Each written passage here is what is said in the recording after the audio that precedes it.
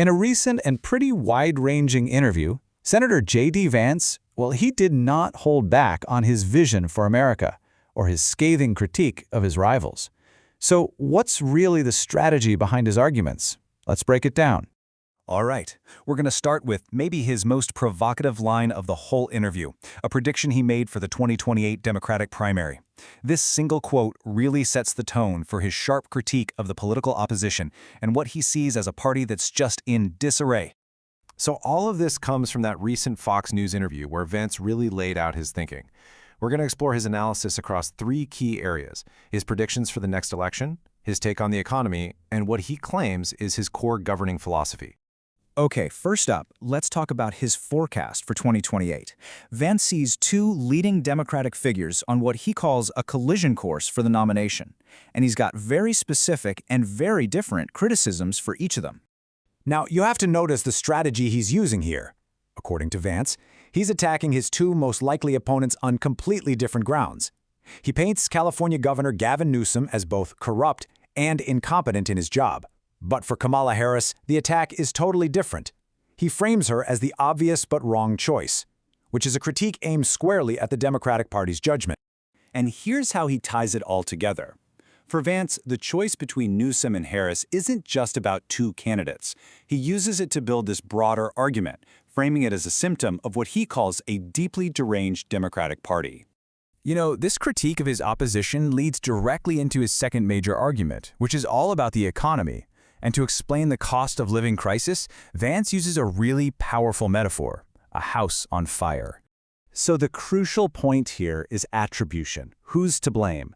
Vance acknowledges that, yeah, the cost of living crisis is real for American families, but he unequivocally places the blame on his opponents, pointing to what he calls the highest inflation in 40 years under the previous Biden administration. And that brings us right to his central metaphor. This single line is really the core of his whole economic message. It's a simple narrative designed to assign both blame and credit. So let's break down the logic of this analogy. He structures his argument in three really clear parts. Step 1. The Democrats are the arsonists who set the house on fire with their policies. Step 2. The Trump administration, they're the firefighters, actively working to put the fire out. And so the logical conclusion, the verdict he wants voters to reach, is that you just don't hand the keys back to the arsonist. Building on that idea of firefighters versus arsonists, Vance then pivots to his third theme, what he sees as a clash of governing philosophies.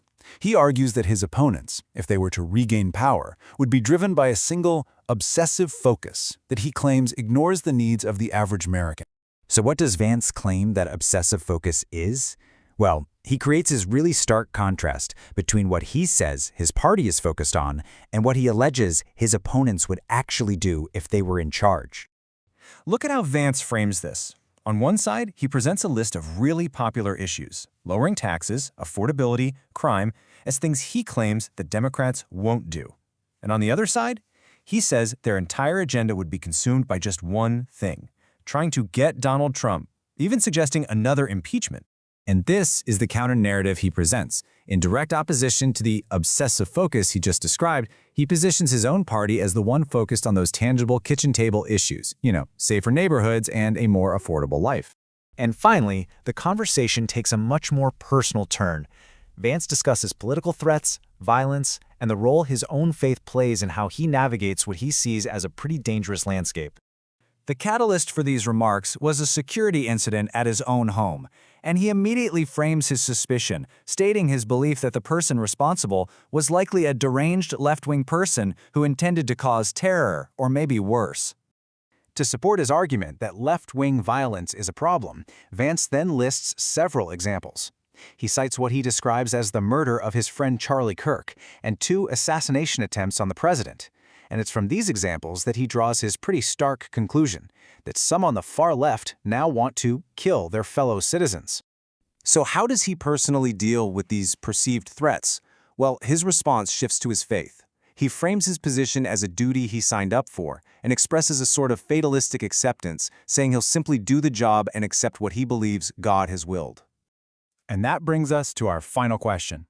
Vance's interview, it moves so seamlessly from policy critiques about inflation to personal attacks on his rival's competence and character, all the way to warnings of political violence.